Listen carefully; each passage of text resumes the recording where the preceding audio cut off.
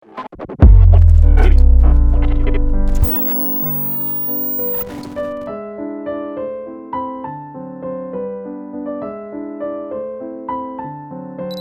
वालेकुम ख़वातीन और हज़रात, उम्मीद करता हूँ कि आप सब खैरियत से होंगे।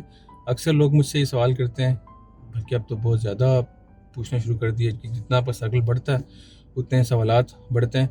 सवाल ये करते हैं यार कि मैं कौन सा कैमरा इस्तेमाल करता हूँ, कौन सा माइक इस्तेमाल करता हूँ, मेरी वीडियोज़ इतनी क्लियर कैसे होती हैं, मेरी आवाज़ इतनी क्रिस्पी कैसे होती है, इतनी साफ़ कैसे होती है।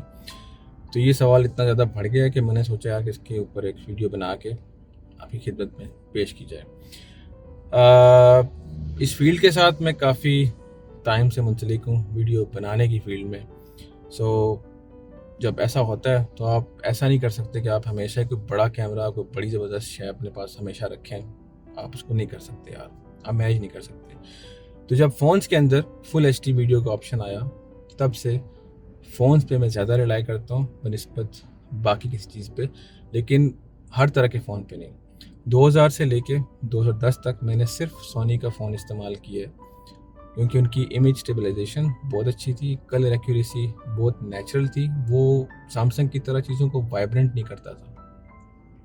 और 2005-6 की बात है कि उन्होंने सबसे पहले आर्टिफिशियल इंटेलिजेंस इंट्रोड्यूस करवाया, सीन रिकग्निशन। काफ़ी ज़बरदस्त चीज़ थी। उसके बाद मैंने छोड़ दिया उसको। सोनी किसी वजह क्या थी बता देता हूँ। पीछे रह गया मार्केट में, क्योंकि वो दुनिया पूरी को अपने सेंसर्स बेच रहे हैं। तो वो अगर सैमसंग को भी सेंसर अपना बेच रहे हैं, आईफोन को भी बेच रहे हैं, हुआवे को बेच रहे हैं, सबको वो आज की डेट तक सेंसर बेच रहे हैं। तो वो इमेजिंग में ख़ुद को किसी के मुकाबले में नहीं ला सकते, क्योंकि फिर कंपटीशन जो है वो बड़ा अजीब सा हो जाएगा। फिर उनका सेंसर कौन ख़रीदेगा अगर सोनी खुद ही आगे आ जाएगा। तो बहरहाल तो ये तो उन्होंने गेम हमारे साथ की।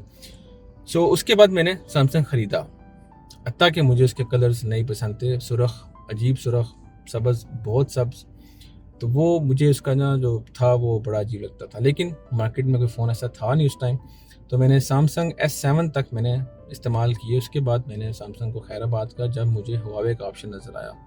हुआवे में क्या था कि P40 नहीं, हुआवे से पहले मैंने फिर एक गलती भी की, मैंने आईफोन लिया और 2 हफ्ते के अंदर मैंने उसको बेचा, क्योंकि इस कदर टेंस था कि मतलब मुझे लग रहा था मुझे किसी ने कैद कर दिया, मैं आज़ाद नहीं रहा।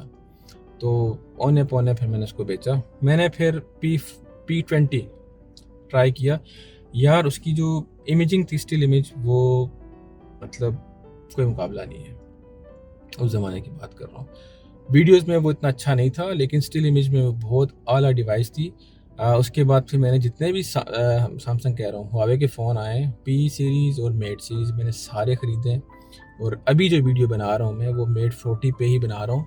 और जितनी भी मेरी वीडियोज़ अभी तक आई हैं, पिछली 5-6 वीडियोज़ से पहले, वो सारी तकरीबन पिछले 5-6 महीनों वाली वो मेट 40 पे, उससे पहले वाली P40 पे। अच्छा, मेट 40 और P40 क्या है?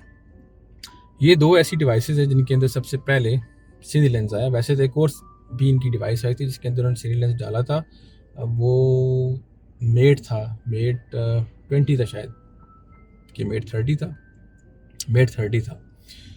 तो मेट 30 के अंदर भी सीनी लेंस आया, लेकिन वो इस कदर एक्यूरेट काम नहीं कर रहा था, क्योंकि वो पहला मॉडल था उनका, फिर भी उसका रिजल्ट अच्छा था। लेकिन P40 के अंदर सीनी लेंस ही आया बाद में वीडियो के लिए, उसका रिज़ल्ट अमेजिंग था, ज़बरदस्त रिज़ल्ट था। लेकिन अभी जो मेट 40 है, इसके अंदर जो प्राइमरी कैमरा, उसके अंदर सीनी लेंस लगाया है इन्होंने यार, वो मैं समझता हूँ कि आपको किसी भी DSLR की जो वीडियो है उससे कुछ बेहतर ही है, ना कि कम है। तो मैं बहुत ही ज़्यादा जो है वो इम्प्रेस हूँ इसके जो प्राइमरी सीनी लेंस है वीडियो के लिए, क्योंकि मैं ज़्यादा वीडियो की बात कर रहा हूँ। अगर इमेज की बात करूँ तो इमेज में तो यार इनका कोई पैरेलल है ही नहीं, क्योंकि इनकी जो आर्टिफिशियल इंटेलिजेंस है वो बाकी किसी भी फ़ोन कंपनी से बहुत ही आला है। सैमसंग की आर्टिफिशियल इंटेलिजेंस किसी काम की नहीं है, उसको तो समझ नहीं आता कि मैं क्या करूँ क्या ना करूँ, पता नहीं क्यों, इतनी बड़ी कंपनी है लेकिन कम्पीट नहीं कर पा रही। इवन कि जो दूसरी छोटी चाइनीज़ कंपनीज हैं वो अच्छी हैं, सैमसंग को समझ नहीं आ रहा। मैं सैमसंग के ख़िलाफ़ नहीं हूँ, लेकिन उन्होंने अपनी R&D पे बिल्कुल काम नहीं किया इस फील्ड के अंदर। वो देखते रहे कि बाकी क्या ईजाद कर रहे हैं, फिर कल वो हम काफ़ी मार लेंगे। तो जैसे वाइफ करता है वो बनाना फ़ोन। बहरहाल फिर मैं माइक पे आता हूँ। माइक P40 का बहुत अच्छा था, इसका उससे एक स्टेप आगे है। एक स्टेप आगे से मुराद क्या है मेरी, इसके अंदर एक्टिव नॉइज़ कैंसिलेशन है, जो कि आवाज़ को रिफ़ाइन करती रहती है साथ साथ जैसे जैसे वो रिकॉर्ड कर रहा है। एसी की आवाज़ होती है गाड़ी के अंदर, तो वो मैं थोड़ी सी कम करता हूँ, डिनॉइज़ करता हूँ, पीसी पे ले जाके इसको 30 या 40%, इससे ज़्यादा नहीं करता। आवाज़ के अंदर जो क्रिस्पीनेस है वो मैं बरकरार रखता हूँ इसकी, इसमें बिल्कुल चेंजेस नहीं लेके आता, क्योंकि इसकी जो अपनी आवाज़ रिकॉर्ड कर रहा है वो बहुत ही ज़बरदस्त है। मुझे ज़रूरत ही नहीं पड़ती कि मैं इसके अंदर कुछ मज़ीद तब्दीलियाँ करूँ, सिवाय इसके कि जो एसी की आवाज़ है उसको मैं ख़त्म करूँ। बस इतना सा काम करता हूँ। बाकी जो मैं बनाता हूँ ट्यूटोरियल्स वगैरह, उसके लिए मैंने एक बोया का थका हुआ माइक रखा हुआ है, वो मैं यहाँ लगाता हूँ और रिकॉर्डिंग करता हूँ। लेकिन उसके अंदर क्या करना पड़ता है मुझे, मुझे फिर उसकी आवाज़ रिफ़ाइन करनी पड़ती है, डीनॉइज़ करनी पड़ती है, उसके अंदर क्रिस्पीनेस ऐड करना पड़ता है, फ्रिक्वेंसी के साथ थोड़ा सा खेलना पड़ता है। जहाँ चीज़ें अच्छी हों वो मैं फिर उसको चला देता हूँ। जो सेल्फ़ी वीडियो है इस कैमरे की, अगर उस पर मैं बात करूँ, जिसका मेरा ज़्यादा ताल्लुक़ रहता है, जो अभी भी है, अभी video of course primary lens से तो नहीं बन रही, जो सेल्फ़ी कैमरा उससे बन रही है। सेल्फ़ी कैमरे में जो आईफ़ोन है वो बहुत अच्छा है,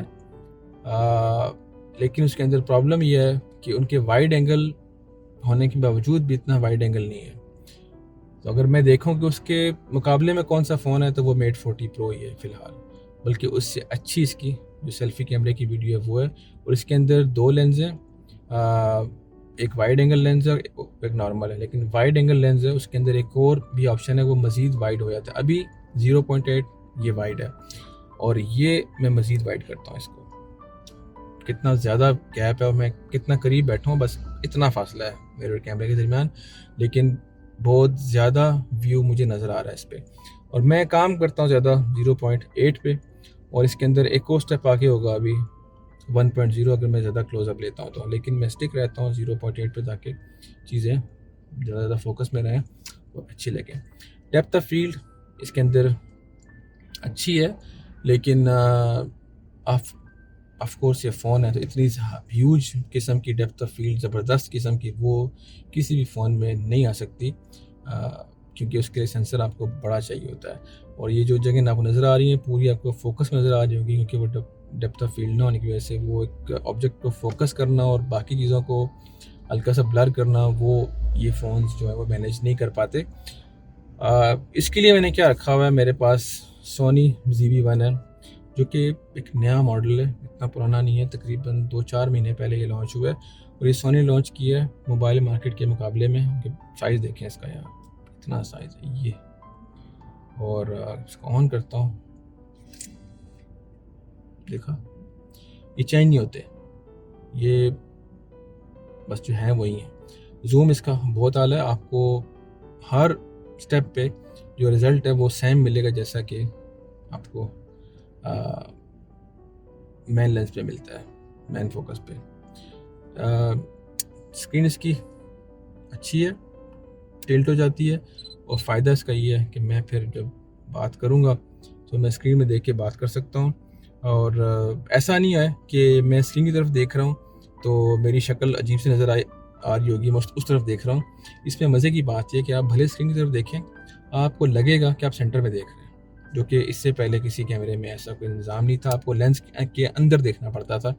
इसके अंदर ये कहानी नहीं है, आप भले लेंस के अंदर नहीं देखें, स्क्रीन पे देखें, तो फिर भी आपका जो रिज़ल्ट है वो ऐसे आएगा जैसे आप वाकई लेंस के अंदर देख रहे हैं।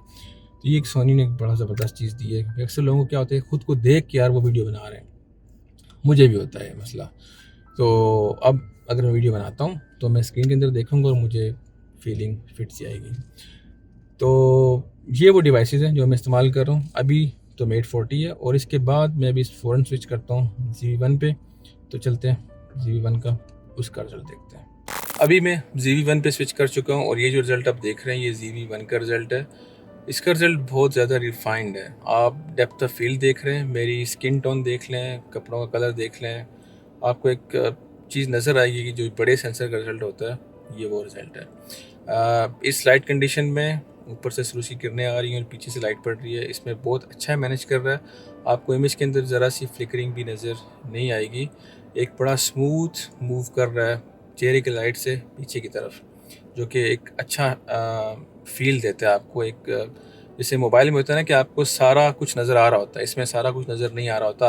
आपको जो चीज़ फ़ोकस कर रहे हैं उसको ये फ़ोकस करेगा और पीछे एक डेप्थ ऑफ फ़ील्ड बनाएगा, जो कि अब बहुत अच्छा एक इफ़ेक्ट आता है। माइक का इसका सिलसिला ये है कि माइक इसका डायरेक्शनल है और एक्टिव नॉइज़ कैंसलेशन और बहुत ही ज़बरदस्त है। इवन कि जो एसी की आवाज़ है वो ये कैप्चर नहीं कर रहा, जस्ट ये मेरी आवाज़ ही कैप्चर कर रहा है। और इसमें मुझे ना तो डीनॉइज़ करना पड़ता है, ना ही मुझे कुछ क्रिस्पीनेस या कोई आर्टिफैक्ट्स इसमें ऐड करने पड़ते हैं इसकी आवाज़ के अंदर। तो इशू ही ख़त्म हो गया है। ज़्यादातर वीडियोज़ मैं अब इसी से बना रहा हूँ। इवन कि मेरी 6-7 वीडियोज़ जो पहले यूट्यूब की आई हैं, वो भी मैंने इसी से शूट की हुई हैं, क्योंकि मुझे ये अब ज़्यादा रिलायबल लग गया है। ऐसा नहीं कि मेट 40 अच्छा नहीं है, मेट 40 एक बहुत ही ज़बरदस्त डिवाइस है, लेकिन ऑफ़ कोर्स मैं सब जगह तो Z1 को कैरी नहीं कर सकता। तो वहाँ पे मेरा जो कंपेनियन है वो मेट 40 ही है। ये देख लें आप, अच्छा फ़ोन है। जस्ट इसके अंदर एक इशू ये है कि इसके अंदर GMS नहीं है। आपको जो गूगल सर्विसेज हैं वो नहीं मिलेंगी, और वो नहीं मिलेंगी तो आप इसको इस्तेमाल उस तरह से नहीं कर सकते जैसा आप करना चाहते हैं। लेकिन बाकी जितना भी है फेसबुक, इंस्टाग्राम वगैरह वगैरह, डेली ड्राइवर वो मेरा मेट 40 प्रो ही है। अगर आप हुआवे को कंसिडर करते हैं तो मेट 40 से पहले के जो फ़ोन है P40, उसमें भी वैसे GMS नहीं है, लेकिन आप साइड लोड कर सकते हैं। इसमें आप साइड लोड भी नहीं कर सकते, तो ये एक इसमें इशू है। अगर आप इसको कंप्रोमाइज़ कर लें तो फिर तो मज़े हैं। इससे अच्छी कोई डिवाइस इमेजिंग में फ़िलहाल नहीं है, फ़ोन्स की बात कर रहा हूँ।